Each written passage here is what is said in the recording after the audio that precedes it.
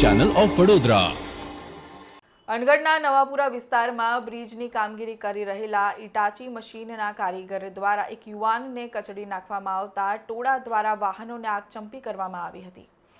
અનગઢ ગામ ખાતે અકસ્માતમાં યુવાનનું ઘટના સ્થળે મોત નીપજ્યું। અકસ્માતની જાણ થતાની સાથે સ્થાનિકો ઘટના સ્થળે દોડી આવ્યા હતા। યુવક સ્થાનિક હોવાને કારણે આજુબાજુના સ્થાનિકો અને રાહદારીઓમાં રોષ ફેલાઈ ગયો હતો, જેના કારણે સ્થાનિક કંપનીના 3 જેટલા ઇટાચી મશીનને આગ ચાંપી દીધી હતી, જેથી 3 જેટલા ઇટાચી મશીન બળીને ખાખ થઈ ગયા હતા।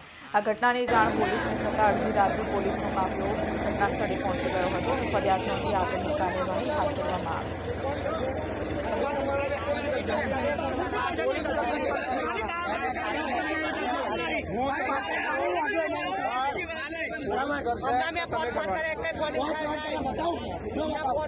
पुलिस ने एक बार